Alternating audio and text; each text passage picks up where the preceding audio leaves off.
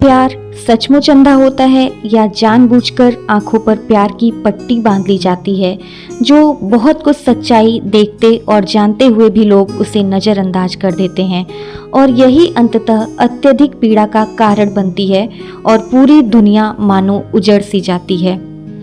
और ये अक्सर होता है अविवाहित यानी कि अनमैरिड लड़कियों के साथ। मन्नू भंडारी जी की ये कहानी आज की सच्चाई पर आधारित है, जिसका शीर्षक है स्त्री सुबोधिनी। तो चलिए शुरू करते हैं। प्यारी बहनों, न तो मैं कोई विचारक हूँ, न प्रचारक, न लेखक, न शिक्षक।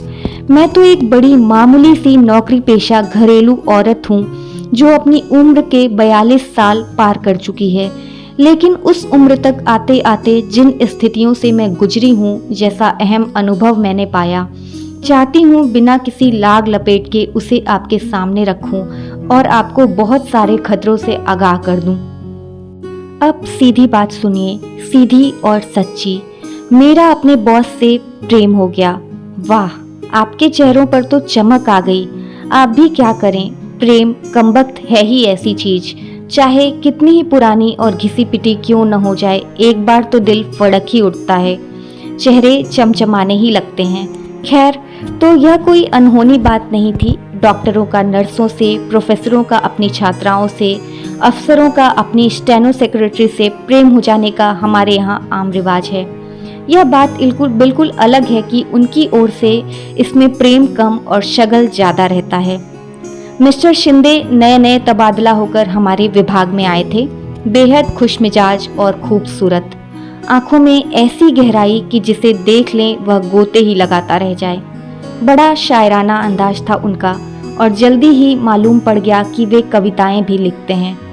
पत्र पत्रिकाओं में वे धड़ाधड़ छपती भी रहती हैं और इस क्षेत्र में उनका अच्छा खासा नाम है। आयकर विभाग की अफसरी और कविताएं, है ना कुछ बेमेल सी बात, पर यह उनके जीवन की हकीकत थी। मैं स्थितियों और उम्र के उस दौर से गुजर रही थी जब लड़कियों में प्रेम के लिए विशेष प्रकार का लप भाव सा रहता है। बूढ़ी माँ तीनों छोटे भाई बहनों को लेकर गाँवों में रहती थी और मैं इस महानगरी में कामकाजी महिलाओं के एक हॉस्टल में। न घर का कोई अंकुश था और न इस बात की संभावना कि कहीं मेरा ठौर ठिकाना लगा देंगे। आखिर मैंने अपनी नाक और आंखों को कुछ अधिक सजग और तेज कर लिया। बस ऐसा करते ही मुझे हर नौजवान की नज़रों में अपने लिए विशेष संकेत दिखने लगे और उनकी बातों में विशेष अर्थ और आमंत्रण की गंध आने लगी। तभी भिड़ गया शिंदे। उसके तो संकेत भी बहुत साफ थे, निमंत्रण भी बहुत खुला। ऐसा लगा मानो किस्मत ने 56 पकवानों से भरी थाली मुझे भुक्खड़ के आगे परोस कर रख दी है। सो मैंने न उसका आगा पीछा जानने की कोशिश की और न ही अपना आगा पीछा सोचने की। बस आंखें मूंदी और प्रेम की डगर पर चल पड़ी। हर प्रेम की शुरुआत करीब करीब एक सी होती है। प्रेमियों को वे सारी बातें चाहे जितनी रोमांचकारी और गुदगुदाने वाली लगें, देखने सुनने वालों को बड़ी उबाऊ और सपाट लगने लगती हैं। शामें हमारी किसी रेस्टोरेंट के नीम अंधेरे कोने में बीतती तो कभी बाग के झुरमुट के बीच। कभी हम आपस में उंगलियां उलझाए रहते तो कभी वह मेरी लटों से खिलवाड़ करता रहता। एक बार उसने मेरी कविता में मेरे बालों की उपमा बदली से दे दी। बस फिर क्या था, मैं जब तक गोदी में रखे उसके सिर पर झुककर बदली छितरा देती और हम दोनों एक दूसरे में खोए रहते। यह क्या, आपकी आंखों में तो अविश्वास उभर आया। मैं समझ गई, एक सीनियर अधिकारी और ऐसी छिछोरी फिल्मी हरकतें। पर सच मानिए, अब भी मैं दावे के साथ कह सकती हूँ कि यहाँ के हर पुरुष के भीतर एक ऐसा ही फिल्मी हीरो आसन मारे बैठा रहता है और जब तक वह पूरी तरह तृप्त न हो जाए मरता नहीं है। उम्र के किसी भी दौर पर उस समय चाहे वह 6 बच्चों का बाप ही क्यों न हो, जरा सा मौका मिलते ही भड़बड़ा कर जाग उठता है और पूरी तरह अपनी गिरफ्त में जकड़ लेता है। फिर तो बड़ी बड़ी तोपें तक ऐसी बचकाना और बेवकूफ़ाना हरकतें करती हैं कि बस तौबा, न कोई शर्म न उम्र का लिहाज। आजकल की लड़कियों ने उस राज को अच्छी तरह समझ लिया है, पर मैं तो उन बहनों को सावधान करना चाहती हूँ जो शादी के पहले से ही उस हीरो के चंगुल में आकर अपने को चौपट कर लेती हैं। हाँ, तो मैं पूरी तरह शिंदेमयी हो गई, पर तभी एक भयंकर झटका लगा। बल्कि कहूँ कि जो लगा उसके लिए झटका शब्द हल्का ही है। मालूम पड़ा कि शिंदे की एक अदद बीवी है जो पहली बार पुत्रवती बनकर 5 महीने बाद अपने मैके से लौटी है, यानी एक अदद बीवी और एक अदद बच्चा। मुझे तो सारी दुनिया ही लड़खड़ाती नजर आने लगी। लगा कि मैंने बहुत बड़ा धोखा खाया है। मेरे भीतर गुस्सा बुरी तरह बलबलाने लगा। बीवी बच्चे के रहते मेरी ओर प्रेम का हाथ बढ़ाने का मतलब क्या है? मैंने जब भी उससे घर और घर वालों के बारे में पूछा, वह 3-4 शेर दोहरा दिया करता था, जिनका शाब्दिक अर्थ होता था, मेरा न कोई घर है न दर, न कोई अपना न पराया। इस जमीन और आसमान के बीच मैं बिल्कुल अकेला हूँ, बिल्कुल अकेला हूँ। पर मेरे लिए इन शेरों का सीधा साधा अर्थ था हरी झंडी, लाइन क्लियर। सो मैं सपाटे से चल पड़ी, बल्कि चलने में थोड़ा फुर्ती भी की। आप तो जानती ही होंगी कि इस उम्र तक शादी न होने पर लड़कियों में एक खास तरह की हड़बड़ाहट आ जाती है। चाहती हैं जैसे भी हो जल्दी से जल्दी प्रेमी को पूरी तरीके से कब्जे में करके अपना पति बना लें। मैं भी इसी नेक इरादे से लपक रही थी कि बीच में ही औधे मुंह गिरी। पर गिरने नहीं दिया शिंदे ने, हाथों हाथ झेल दिया। उसने बिना किसी बात को मौका दिए मुझे बाहों में भर लिया और धुआंधार रोने लगा। पिता के दबाव में आकर की हुई शादी मेरे जीवन की सबसे बड़ी ट्रेजेडी बन गई। बीवी के रहते हुए भी मैं बहुत अकेला हूँ। 2 अजनबियों की तरह एक छत के नीचे रहने की यातना। ऐसी ऐसी बातों के न जाने कितने टुकड़े आंसुओं से भीग भीग कर टपक रहे थे। मेरा विवेक मुझसे संकल्प करवा रहा था कि लौट जाओ, इस दिशा में अब एक कदम भी मत बढ़ो। मैं रो रो कर अपना संकल्प दोहरा रही थी और वह रो रो कर अपना दुख दोहरा रहा था। इसी तरह हम 2-3 बार और मिले, वही बातें, वही रोना। मैंने सोचा था कि आंसुओं के साथ मैं अपना सारा प्रेम और गम भी बहा दूंगी और हमेशा के लिए अलविदा कहकर लौट जाऊंगी, पर हुआ एकदम उल्टा। आंसुओं के जल से सींचकर प्रेम की बेल तो और ही ज्यादा लहलहा उठी। अब देखिए ना मीरा का पद, असुअन जल सींच सींच। बचपन से पढ़ा था, पर हम सबकी ट्रेजेडी यही है कि स्कूली शिक्षा को जीवन में गुनते नहीं है। शिक्षा एक तरफ, जीवन एक तरफ, और इसीलिए हम हमेशा ठोकरे खाते हैं। यही हुआ। उसका दुखी और दयनीय चेहरा देखकर मेरे मन में प्रेम का ज्वार उमड़ने लगा। उसके आंसुओं ने प्रेम को इतना गीला और रपटीला बना दिया कि वापस मुड़ने को तैयार मेरा पैर अपने आप को स्वाहा करने के लिए आगे बढ़ गया। शिंदे इस मैदान का पक्का खिलाड़ी था। मेरे असमंजस और दुविधा को चट भाप गया। केवल भाप ही नहीं गया, वरन उसने यह भी महसूस कर लिया कि बीवी की उपस्थिति से हमारे प्रेम में आपातकालीन स्थिति पैदा हो गई है। अब यदि इसे बचा कर रखना है तो प्रेम करने के तरीके में एक क्रांतिकारी परिवर्तन लाना होगा। बिना उसके मामला चलने वाला नजर नहीं आ रहा था। रेस्टोरेंट और बाग बगीचों के बीच तो यह परिवर्तन आ नहीं सकता था, इसलिए बड़ी शिद्दत के साथ एक कमरे की तलब महसूस होने लगी। 3-4 कमरा मुलाकातों में ही मैंने समझ लिया कि इन मुलाकातों के कारण उसके भीतर किसी तरह का अपराध बोध या कुछ गलत करने का भाव लेश मात्र भी नहीं है। वह काफी तृप्त और छका हुआ लगता था। मुझे समझते देर नहीं लगी कि शरीर के स्तर पर भी मैंने अपने को उसके लिए अनिवार्य बना लिया है। मुझे पक्का विश्वास हो गया कि मेरा यह समर्पण तुरुप के इक्के की तरह कारगर सिद्ध होगा और बाजी मेरे हाथ। निश्चय ही इन मुलाकातों ने मेरे प्रेम को बड़ी मजबूत बैसाखियां थमा दी और मेरे लड़खड़ाते कदम फिर जम गए। वह मेरे साथ भविष्य की योजनाएं बनाता, पर उन्हें अमल में लाए तब तक के लिए एक मौन समझौता हम लोगों के बीच हो गया। अपना शरीर, अपनी भावनाएं उसने मेरे जिम्मे कर दी और घर, बच्चा, बूढ़ा बाप और सारी पारिवारिक खिचखिच बीवी के जिम्मे। इस विभाजन में मैं कुछ समय के लिए परम प्रसन्न। यूं भी इस उम्र में आदमी को सबसे ज्यादा भरोसा अपने शरीर पर ही होता है। शरीर पा लिया, समझो दुनिया जहान हथिया लिया। ऊपर से मुझे वह कभी बातों से तो कभी कविताओं से समझाता रहता कि मन और शरीर की पवित्र भूमि पर ही असली प्रेम पनपता है। घर की 4 दीवारी के बीच निरंतर होने वाली खिचखिच में तो वह मरता ही है। मैं समझती रहती और अपने आप को बहुत पुख्ता जमीन पर महसूस करती। वह बातें ही ऐसी करता कि संदेह की कोई गुंजाइश ही नहीं कभी होती। मुझे पूरा विश्वास था कि एक दिन वह खूंटे से उखड़कर मेरी गिरफ्त में आ ही जाएगा। बीवी की याद और बात से ही शिंदे अपना चेहरा एकदम मायूस बना लेता और बिना कहे ही मेरे दिमाग में यह बिठाने की कोशिश करता कि बीवी बनते ही औरत बहुत उबाऊ और त्रासदायक बन जाती है, कि रिश्तों में बंधते ही प्रेम नीरस और बेजान हो जाता है, कि सच्चे प्रेमियों को तो हमेशा मुक्त ही रहना चाहिए। बीवी बनने की तलब जब तब मेरे भीतर जोर मारती थी। सच बात है, मुझे तो घर भी चाहिए था, पति भी और बच्चे भी, पर उसे तो जैसे बीवी नाम से ही चिढ़ हो गई थी। कभी कभी तो वह अपनी बीवी के कर्कश स्वभाव और तुनक मिजाजी की बात करते करते रो तक पड़ता था। तब मैं लपक कर उसे बाहों में भरती, अपने होठों से उसे उसके आंसू पोंछती और उसे हौसला बंधाती कि जल्द ही हम कुछ ऐसा काम करेंगे कि वह इस दुख से मुक्त हो जाए, कि मैं उसे एक सही सुखद जिंदगी दे दूंगी। यह आश्वासन उसके लिए कम ही था, ये मेरे लिए खुद के लिए ज्यादा होता था। दिन सरकते जा रहे थे और अपने प्रेम करने के तरीके में क्रांतिकारी परिवर्तन लाने के बावजूद स्थिति जहां की तहां थी, यानी कि मैं अपने हॉस्टल के कमरे में बंद, शिंदे अपनी बीवी की मुट्ठी में। आज सोचती हूँ तो अपने पैर पर ही सौ सौ धिक्कार के साथ आश्चर्य भी होता है कि कैसे मेरी बुद्धि पर ऐसा मोटा पर्दा पड़ गया था कि यह भी नहीं सोच सकी कि उसकी बीवी भी आखिर मेरी तरह ही एक स्त्री है, अपने पति के छलावे और मक्कारी की शिकार।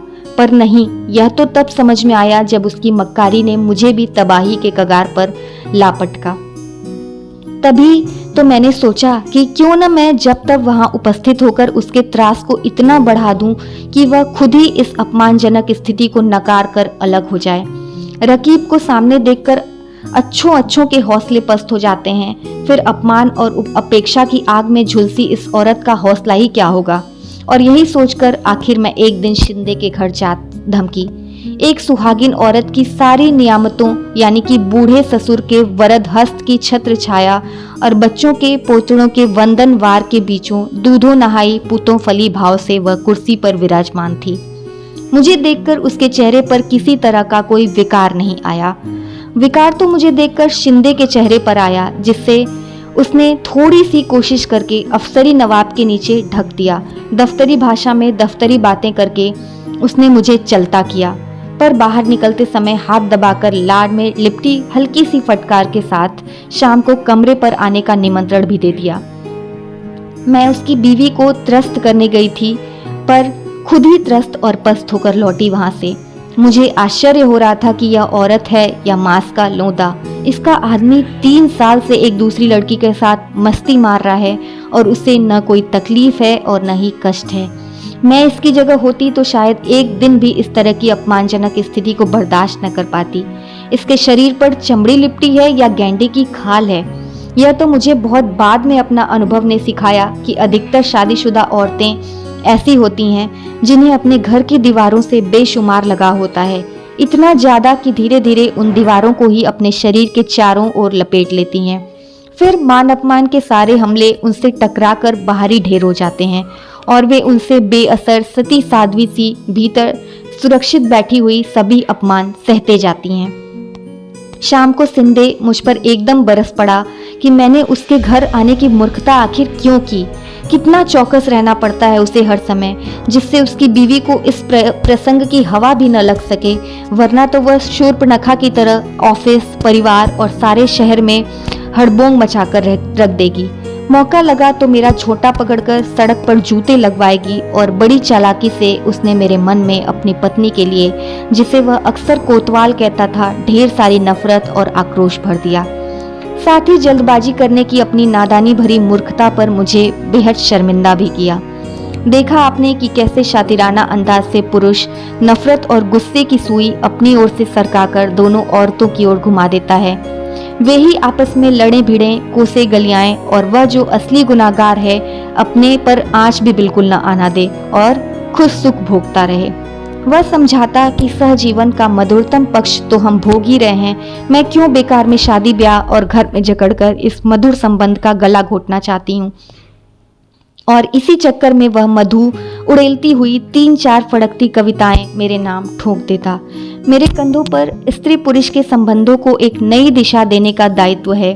अगली पीढ़ी अधिक स्वस्थ, अधिक मुक्त जिंदगी जी सके, उसके लिए हमें ही पहल करनी होगी। एक उदाहरण रखना होगा, चाहे उसके लिए हमें खाद ही क्यों न बनना पड़े। शिंदे तो ये बातें झाड़कर मजे से अपनी बीवी का बगलगीर हो जाता और मैं असली अर्थों में खाद बनी अपनी कमरे में सड़ती रहती। तभी शिंदे का तबादला हो गया। मैं एक बार फिर डगमगा गई। मुझे लगा कि बस अब यह मेरी जिंदगी से निकल गया। पर उस समय तो बस शिंदे में ही प्राण बसते थे। लगता था उसके बिना जी नहीं सकूंगी। गलत सही की समझ ही कहाँ रह गई थी। मैं उसे पाना चाहती थी और वह मुझे खोना नहीं चाहता था। उसके साथ होटल में गुजारे वे दिन मैं तो भूल ही गई कि हम दोनों के बीच कोई तीसरा भी है। तबीयत एकदम लहलहा उठी। इस बार उसने बकायदा योजना बनाई कि पत्नी को अब यहाँ न बुलाकर उसके पिता के घर भेज देगा और धीरे धीरे उसे कानूनी कार्रवाई करने के लिए राजी कर लेगा। यदि नहीं हुई तो मजबूर करेगा। बातों का तो वह बादशाह था ही, पत्र लिखने में भी उसे कमाल हासिल था। शरीरों में जो दूरी आ गई थी उसे वह पत्रों की भाषा से पाटता रहता। पत्रों में मुझे वह दिव्य प्रेम का दर्शन समझाता। मेरे जन्मदिन पर उसने इसी दिव्य प्रेम में डिबोकर उसने एक खूबसूरत सा तोहफा मेरे लिए भेजा। कभी वह चांदनी रात के गीत लिखकर भेजता तो कभी साथ बिताए मधुर क्षणों की याद को ताजा करने वाली कविताएं। उसके आंखों में सचमुच के आंसू भरकर कहा कि मैं ही शिंदे की प्राण हूँ, शिंदे की प्रेरणा हूँ। घर परिवार के अतिरिक्त शिंदे का जो कुछ भी है और वही तो असली शिंदे है। वह उसने मुझे पूरी तरह सौंप रखा है और तुरंत उसने अपनी बात का प्रमाण पेश कर दिया। मुझे समर्पित किया हुआ अपना नया कविता संग्रह हाथ से लिखा हुआ था प्राण को। उसकी प्रेरणा और प्राण बनने का हश्र यह हुआ कि वह तो दिन दुना रात चौगुना फलता फूलता रहा। धन, यश, सफलता, मान, सम्मान सभी का मालिक और मैं भीतर ही भीतर झुलस कर काठ का कुंदा हो गई। सब ओर से मरी, मुरझाई, टूटी और पस्त। मैं समझ गई कि मैं बुरी तरीके से ठग चुकी हूँ। धीरे धीरे उम्र की बढ़ोतरी और ऑफिस और दुनियादारी की निरंतर बढ़ती जिम्मेदारियों के बीच शिंदे की रोमानी जरूरत घटती चली गई। परिणाम यह हुआ कि हमारे बीच चलने वाले पत्रों की संख्या कम और मजूमन मौसम के सर्द गर्म होने पर आकर टिक गया। 8 साल तक चलने वाला प्रेम प्रसंग महज एक खिलवाड़ था जिसकी बाजी बड़ी होशियारी से शिंदे ने बांटी। भ्रमजाल के कटते ही नजर साफ हुई तो बाजी में बटे हुए पत्तों का यह नशा रह रह कर मेरी आंखों में उभरने लगा। तुरुप का इक्का यानी घर उसके पास, तुरुप का बादशाह यानी बच्चा उसके पास, तुरुप की बेगम यानी बीवी और प्रेम करने के लिए प्रेमिका उसके पास, तुरुप का गुलाम यानी नौकर चाकर गाड़ी बंगला उसके पास। लब्बो लुवाब की यह तुरुप के सारे पत्ते उसके पास और मुझे मिले उसके दिए हुए छक्के पंचे यानी टोटके की तरह पुड़िया में बंधे दार्शनिक लफाजी में लिपटे हवाई प्यार के चंद जुमले। इन तटपुजिया पत्तों के सहारे मैं ज्यादा से ज्यादा इतना ही कर सकती थी कि जिंदगी भर उसकी पूंछ पकड़े रहती और उसे ही अपनी उपलब्धि समझ समझकर संतोष करती। मन बहुत घबराता तो उसी पूंछ से हवा करके उसके साथ बिताए मधुर क्षणों पर जमी समय की धूल उड़ाकर कुछ समय के लिए अपना खालीपन भर लेती। निहायत हवाई बातें पल्ले से बांधे बांधे मैंने अपनी जिंदगी को बर्बादी के कगार पर लापटका था। अब चाहती हूँ ठेठ दुनियादारी की बातें अपनी हजार हजार मासूम किशोरी बहनों के पल्ले से बांध दूं, जिससे वह मेरी तरफ भटकने से बच जाएं। इस देश में प्रेम के बीच मन और शरीर की पवित्र भूमि में नहीं, ठेठ घर परिवार की उपजाऊ भूमि से ही फलते फूलते हैं। भूलकर भी शादीशुदा आदमी के प्रेम में मत पड़िए। इस कहानी से हमें यही सीख मिलती है और मन्नू भंडारी जी ने इस कहानी से अविवाहित लड़कियों को यही समझाने की कोशिश की है कि दिव्य और महान प्रेम की खातिर बीवी बच्चों को दांव पर लगाने वाले प्रेम वीरों की यहाँ पैदावार ही नहीं होती। 2 नावों पर पैर रखकर चलने वाले शूरवीर जरूर सरेआम मिल जाएंगे।